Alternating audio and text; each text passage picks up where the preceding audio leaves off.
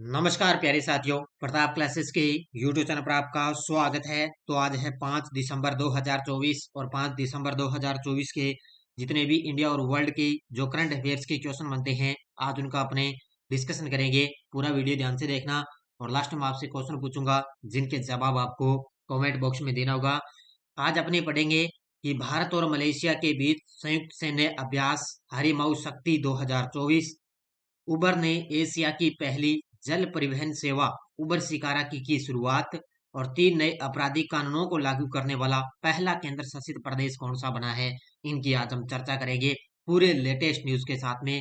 Daily आपको current affairs की class आपको मिलती है, तो गजब तरीके से पढ़ो पूरे फैक्ट के साथ में। जबरदस्त तरीके से आपको मात्र 15 मिनट की क्लास मिलती है, जहां से सीधे सीधे एग्जाम के अंदर क्वेश्चन आपको टपकने मिलते हैं। तो करें स्टार्ट आज की क्लास। सभी साथी वीडियो को करेंगे लाइक शेयर। सभी साथियों को गुड मॉर्निंग। सबसे पहले हम करेंगे कल के क्वेश्चनों को रिवाइज।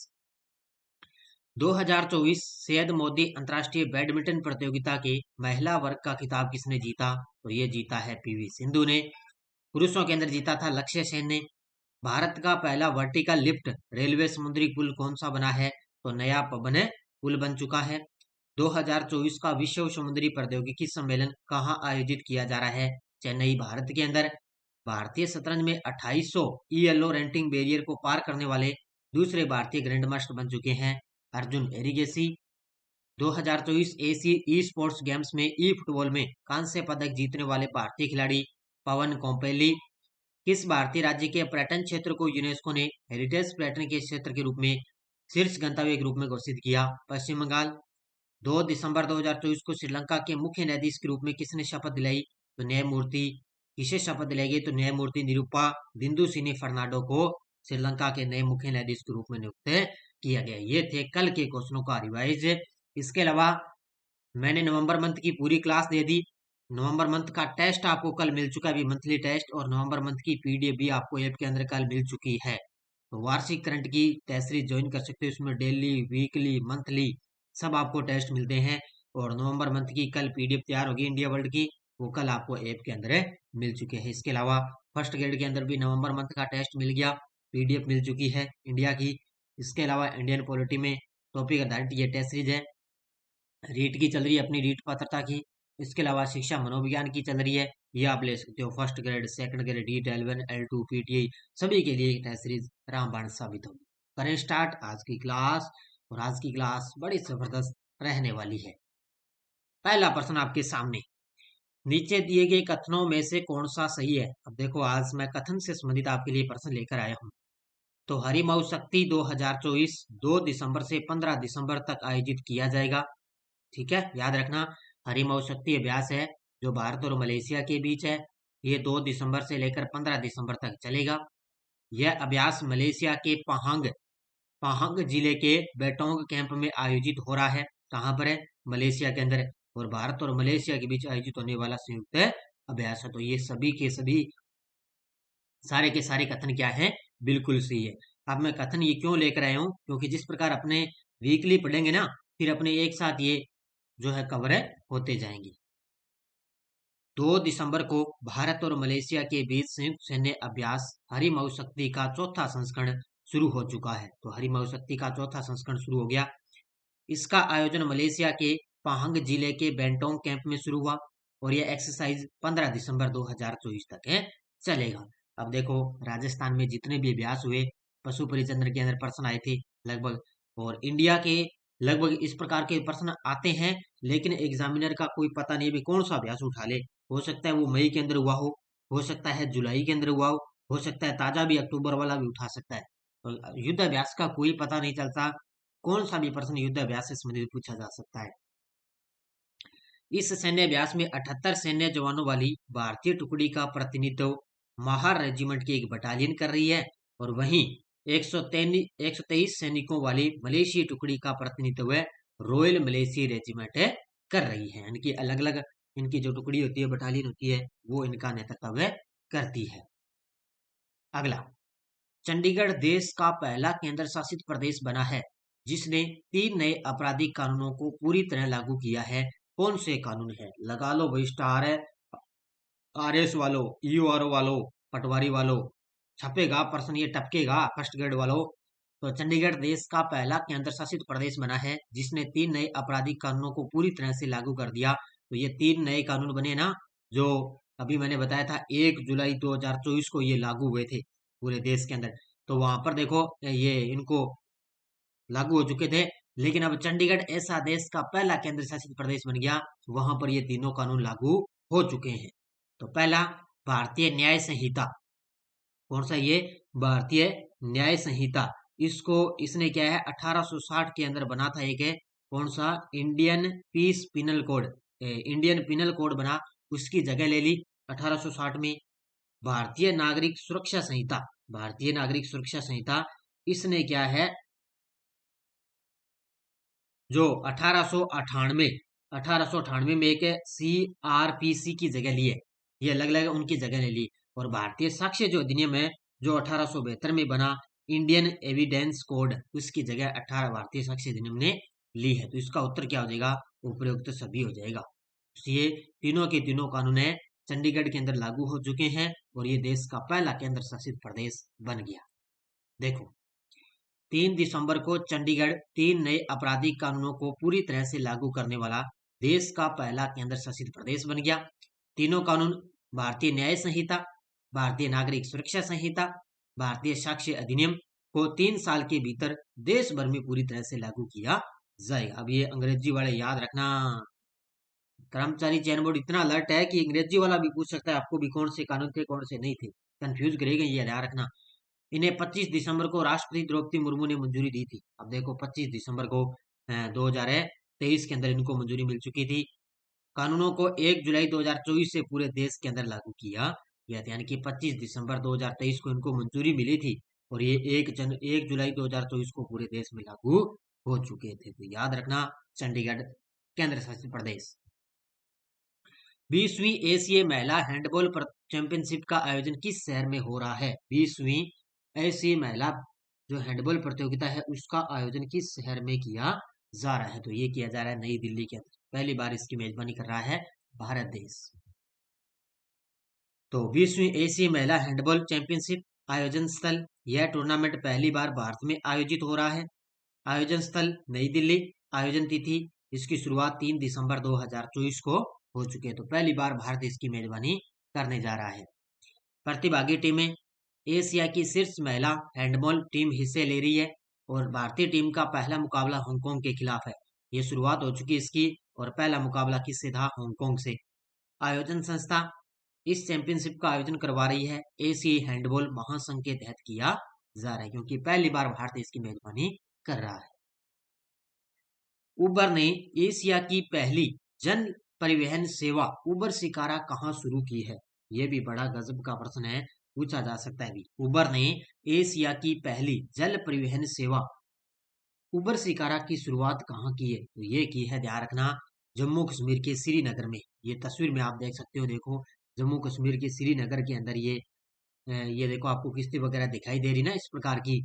ये क्या है? जम्मू कश्मीर के अंदर है। जो सांस्कृतिक विरासत है उसको तकनीक को साथ जोड़ते हुए पर्यटन को बढ़ावा देना है।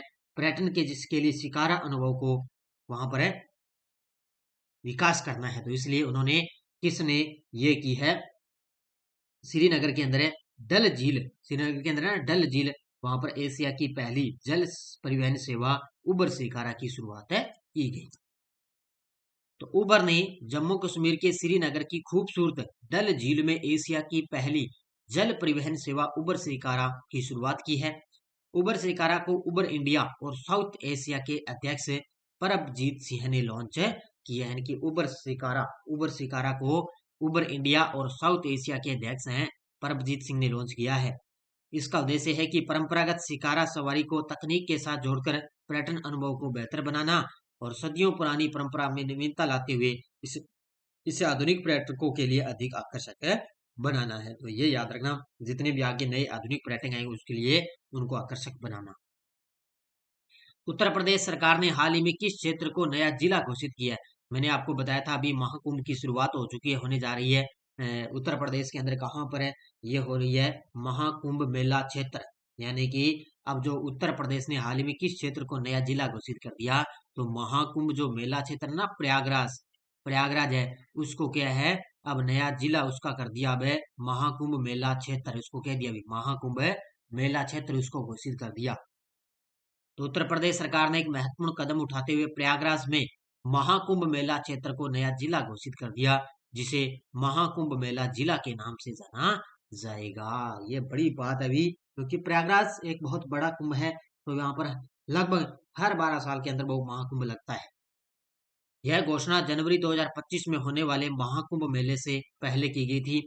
आयोजन का नाम कुंभ मेला हर 12 साल में आयोजित होता है, और इस महाकुंभ मेले की शुरुआत कौन करेंगे, हमारे देश के प्रधानमंत्री मोदी करेंगे 13 दिसंबर को। याद है ना, मैंने बताया था 13 दिसंबर को इसकी शुरुआत करेंगे मोदी जी। कीर्तिवर्धन सिंह ने नैनो बबल तकनीक का परीक्षण कहाँ आयोजित किया है? कीर्तिवर्धन सिंह ने नैनो बबल तकनीक का परीक्षण कहाँ आयोजित किया है? तो ये कहाँ पर किया? ये किया है दिल्ली के राष्ट्रीय प्राणी उद्यान। कहाँ पर? ऑप्शन नंबर बी, दिल्ली के राष्ट्रीय प्राणी उद्यान में कीर्तिवर्धन सिंह ने नैनो बबल तकनीक का परीक्षण किया है।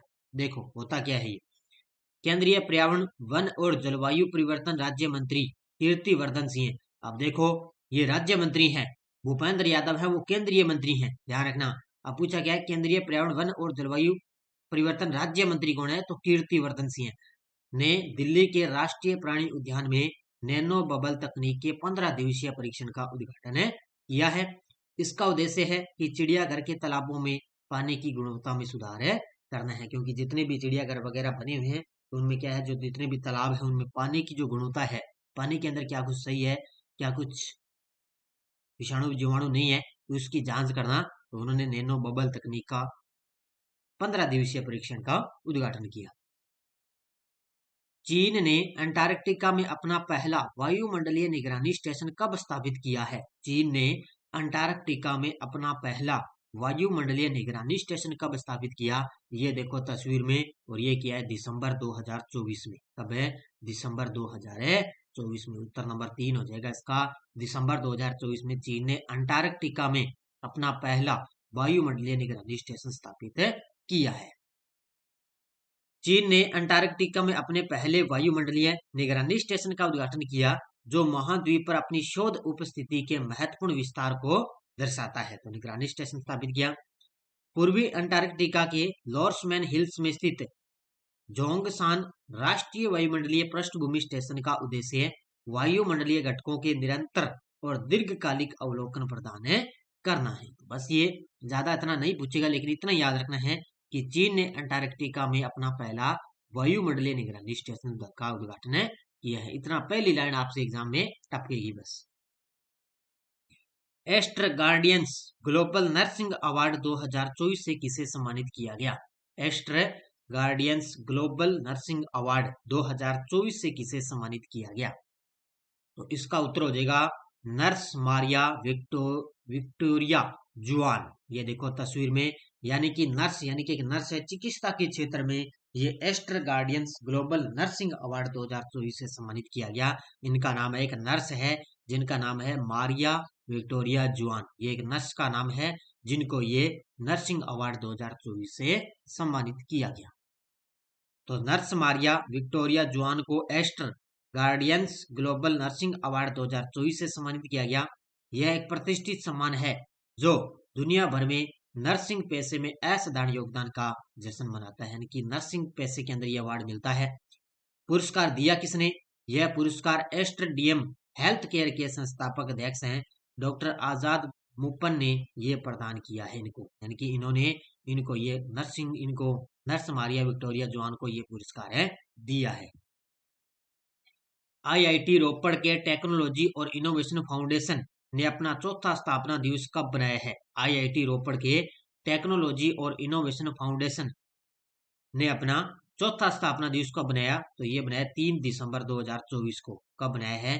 3 दिसंबर 2024 को आईआईटी रोपड़ के टेक्नोलॉजी और इनोवेशन फाउंडेशन ने अपना चौथा स्थापना दिवस बनाया है। तो आईआईटी रोपड़ के टेक्नोलॉजी और इनोवेशन फाउंडेशन ने अपने चौथे स्थापना दिवस पर एक महत्वपूर्ण किसान सहभागिता सत्र का आयोजन किया है। पूछा जा सकता है, ध्यान रखना। कौन सा? कि अपनी चौथे स्थापना दिवस पर एक महत्वपूर्ण किसान सहभागिता सत्र का आयोजन किया है। राष्ट्रीय साइबर फिजिकल सिस्टम मिशन के तहत विज्ञान और प्रौद्योगिकी विभाग के सहयोग से स्थापित AWADH यानी कि टेक्नोलॉजी और इनोवेशन फाउंडेशन कृषि, जल और IoT में गहन तकनीकी शोध और स्टार्टअप्स और इनक्यूबेशन को बढ़ावा दे रहा है। ये देखो, विज्ञान के क्षेत्र में अलग अलग सिस्टम होते हैं, AIIT रोपड़ वगैरह, ये सब क्या विज्ञान के क्षेत्र में अपना कार्य करते हैं। भारत में बाघों की हालिया संख्या कितनी दर्ज की गई? लगा लो भाई स्टार। करंट में टपकेगा ये, क्योंकि बाघ वगैरह ना, ये सबसे ज्यादा इनकी संख्या वगैरह पूछ सकता है, एग्जामिनर का कोई पता नहीं है। तो भारत में बाघों की हालिया संख्या अब कितनी हो चुकी है? 3682, यानी कि 3682 भारत के अंदर। अब वर्तमान के अकॉर्डिंग देखें तो बाघों की संख्या कितनी हो चुकी है? 3682 हो चुकी है। भारत में वन्य जीव संरक्षण के प्रयासों में एक बड़ी उपलब्धि हासिल की है कि हाल में जारी आंकड़ों के अनुसार देश में बाघों की संख्या 3682 तक पहुंच चुकी है। अगर 2006 की बात करें तो दर्ज की गई 1411 यानी कि 1411 बाघों की संख्या से लगभग दोगुना हो गया। 2006 की बात करें, देखो 1400 बाघ थे, लेकिन अब 3682 तक आंकड़ा पहुंच गया। प्रोजेक्ट टाइगर 1973 में शुरू किया गया कार्यक्रम बाघ संरक्षण में सफल रहा। ये तो पता नहीं पशु परिचर में कितनी बार प्रश्न आ गया, कितनी बार है शिफ्टों के अंदर रिपीट हुआ है ये 1973 वाला। तो संरक्षित क्षेत्र देश में 56 बाघ अभ्यारण्य स्थापित किए जा चुके हैं। अभी मैंने बताया था ना, 56वां बना था वो गुरु घासीदास अभ्यारण्य देश का। 56वां राष्ट्रीय बाघ अभ्यारण्य छत्तीसगढ़ में, वो है 56वां बाघ अभ्यारण्य। तो अब टोटल कितने हो गए? 3682 बाघों की संख्या पहुंच चुकी है। ये टेलीग्राम ग्रुप है, कोई सूचना आती है, कोई लिंक आ गया, कोई नोटिफिकेशन आ गया, सब आपको टेलीग्राम पे सूचना मिलती है। और मैंने जो नवंबर मंथ की मैंने क्लास लगाई थी उसकी PDF जो आपको टेलीग्राम पे मिल जाएगी। भारत का सबसे बड़ा विज्ञान महोत्सव 2024 कहाँ आयोजित होगा? तो ये होगा IIT गुवाहाटी के अंदर। बहुत सारे विद्यार्थियों ने बड़े गजब के जवाब दिए, उन सभी को बहुत बहुत शुभकामनाएं।